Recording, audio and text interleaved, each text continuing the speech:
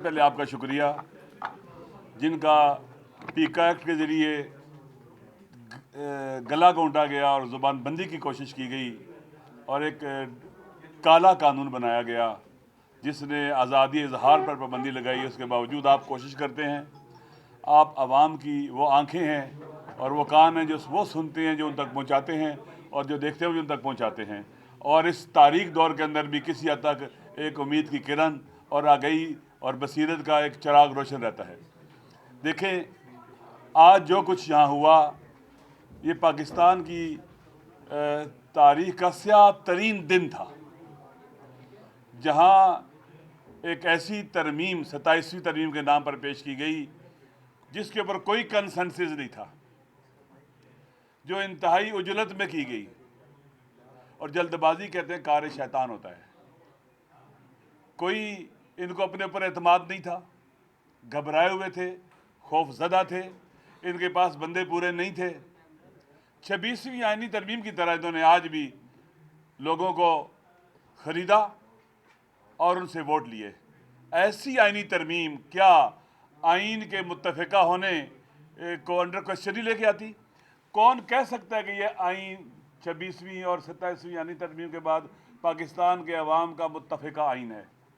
अब ये आइन मुतनाज़ा हो गया हुआ है, मुत्तफ़िका नहीं रहा। हम इस आइन पर अवाम एतमाद अब नहीं करते। और फिर अवाम के एम्पावर करने के वाले से कुछ भी नहीं किया गया इसका आइन के अंदर। जो गुर्बत की चक्की में पिस रहे हैं, जो तबाह बर्बाद हो रहे हैं। देखिए, सबसे ज़्यादा बोझ कोई भी मुश्किल आए ना, गलत काम हो या जंग हो, कुछ भी हो, तो उसका बोझ अवाम उठाते हैं।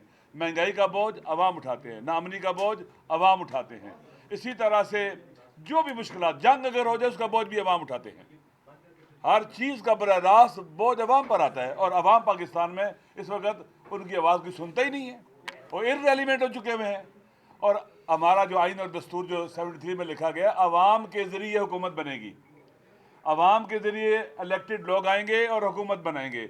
अब जो मुसल्लत है ये अवाम के इलेक्टेड नहीं है, ये इलीजिटिमेट है, इलीगल है। आप जानते हैं कि 17 सीटों वालों को मुसल्लत किया गया हमारे ऊपर मुसल्लत किया गया, अवाम पर मुसल्लत किया गया। अब जो भी ये कदम उठा रहे हैं वो पाकिस्तान से दुश्मनी है और अवाम से दुश्मनी है और आइन से दुश्मनी है, कानून से दुश्मनी है। इन्होंने इस आइनी तरमीम के अंदर, आपने देखा होगा पार्लियामेंट के सेनेट के अंदर भी जनाब बैरिस्टर अली ज़फ़र साहब ने भी गुफ्तगू की, जनाब आज़म स्वाति साहब ने भी बड़ी दकीक और डीप उस पर बातें की। इसी तरह से बाकी हमारे जो पार्लियामेंटेरियंस थे वहाँ पर सेनेटर, उन्होंने भी की। देखें, ये जो आइन है इसमें इन्होंने बंदों के खुदा बनाए हैं, बुत तराशे हैं, बंदों के खुदा बनाए हैं। इस्तिस्ना ऐसा दिया गया है जो अल्लाह के अलावा किसी को भी हासिल नहीं हो सकता। अल्लाह के बारे में कुरान कहता है ला युसल अम्मा यफ़अल वहम युसअलून। अल्लाह से उसके अमल के बारे में जवाबदेही नहीं की जा सकती कि आपने क्यों किया है, लेकिन लोगों ने जवाबदेह होना है, लोग जवाबदेह हैं। अब यहाँ पर इन्होंने क्या किया कि इन्होंने पाकिस्तान के सदर को इन्होंने कह दिया कि जिसको इस्तिस्ना हासिल है, जो करेगा तादम मर कोई से नहीं पूछ सकता, जो करेगा, जुल्म करे, कत्ल करे, लूटे, फसाद करे। पाकिस्तान के अवाम देखें, ये आपकी पीपल्स पार्टी जिसने जरदारी साहब को खुदा बनाया यहाँ पर आईनी तरमीम के जरिए, और फिर उन्होंने आर्मी चीफ के बारे में भी यही किया है। भाई, आर्मी चीफ साहब पाकिस्तान की फोर्सेस के कमांडर होंगे, वो वहां पर काम करेंगे, हर कोई जवाबदेह है। अगर आपने उनको भी एमनिस्ट्री दे दी और इस्तिस्ना दे दी, ये भी गलत हुआ है। हर कोई जवाबदेह है। इन्होंने खुदा बनाए हैं, बंदों के खुदा बनाए हैं, बुत तराशे हैं इन्होंने। और अवाम से कहा है कि तुमने इनके आगे सर झुका के रहना है, झुके रहना है, इनके गुलाम बन के रहना है। ये पाकिस्तान के अवाम के हक में आइन साजी कर रहे हैं, कानून साजी कर रहे हैं, तरमीम लेके आ रहे हैं। लिहाजा मैंने इसको मुस्तरद किया है। हम इसकी मजम्मत करते हैं। पीपल्स पार्टी हो, नून लीग हो या बाकी उनकी इत्तेहादी जमातें हों, अंदर से शर्मिंदे हैं उनके लोग जो मुझे मिले हैं। बस उन्होंने कहा हम मजबूर हैं, हमारा बस नहीं चलता है। गुलामों की तरह बैठे होते हैं, सर झुके हुए इनके। ज़मीर जब मर जाए तो इंसान नहीं रहता। अब ये सूरत हाल हो रही है। पाकिस्तान के अवाम देख रहे हैं, आप पर सैलाब आया और किसी को परवाह नहीं हुई। यहाँ पर यहाँ तबाही बर्बादी है, नाअमनी है, बेरोजगारी है, गुर्बत है, क्या मुसीबतें नहीं है आपके लिए। आपके लिए हेल्थ के मसाइल हैं, एजुकेशन के मसाइल हैं, आपके लिए बुनियादी इंसानी हुकूक आपको नहीं मिल रहे, आपकी यहाँ कोई सुनवाई नहीं है। ये पार्टियां हैं, इन्हें पहचानो, ये कौन लोग हैं जो खुदा बन रहे हैं, और आप ही वो हैं जो इस बुत को गिरा कर सकते हैं। पाकिस्तान के अवामी बुत शिकन बनेंगे, बुत शिकनी करेंगे और बुतों को गिराएंगे जो अपने आप को खुदा समझ बैठे हैं। और इंशाअल्लाह अजीज आप देखेंगे कि हम इनका मुकाबला करेंगे, मैदान खाली नहीं छोड़ेंगे। हम कभी भी ऐसी आईनी तरामीम, कानून साजियाँ या रूल ऑफ लॉ के खिलाफ जो काम है उनका साथ नहीं देंगे। इमरान खान पाकिस्तान के अवाम के दिलों में रहता है। इमरान खान की वजह से पाकिस्तान में सियासत जिंदा है, वाइल्ला इन्होंने सियासत दफन कर दी है। ये कहते हैं हम सियासतदान है, नहीं, तुम सियासत के कातिल हो, तुम सियासत के ऊपर धब्बा हो, जमहूरियत के कातिल हो तुम, जमहूरियत पर धब्बा हो तुम। ये अपने आप को सियासतदान कहते हैं। पाकिस्तान के अवाम देख रहे, ये ऐसी जमातें हैं कि जिन्होंने आइन और कानून को तबाह किया, जमहूरियत को तबाह किया। इमरान खान की वजह से सियासत जिंदा है, और उन सियासी कैदियों की वजह से सियासत जिंदा है जो जेलों में पड़े हुए हैं। एक जुमला नहीं लिख के दिया कि हम इमरान खान साहब से इजहार बरात करते हैं कि वो आज़ाद हो जाते हैं, वो जेलों में हैं।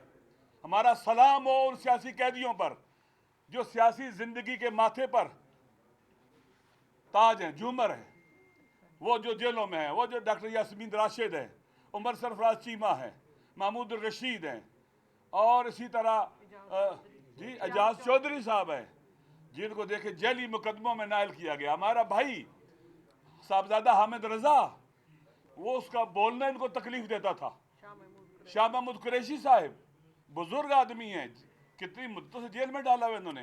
ये लोग, इनकी वजह से सियासत जिंदा है, क्योंकि इमरान खान डटा हुआ है, इमरान खान साबित कदम है। जैसा बता यास्मीन राशिद साहबा, जो बुजुर्ग खातून जिन्होंने कैंसर से अपने आप को इलाज किया और बेहतर हुई, उनको भी जेल में डाला, जेली मुकदमों में। ये खौफजदा बुखलाए हुए हुक्मरान है, आइन को तबाह बर्बाद कर दिया, पाकिस्तान की हर चीज़ को तबाह बर्बाद कर रहे हैं। इन्होंने PIA तबाह की, इन्होंने स्टील मिलें तबाह की, इन्होंने ट्रेन क्या कहते हैं कि रेलवे को तबाह किया, इन्होंने हर स्टील मिल को, हर चीज़ को तबाह किया। ये वो लोग हैं जो हम पर हुकूमत करते रहे हैं। अब बाकी मांदा पाकिस्तान इस तरह की आनी तरामीम के जरिए लोगों के सामने सारे पॉजिटिव तरीके से जदोजहद करके चेंज लाने के रास्ते बंद कर दिए।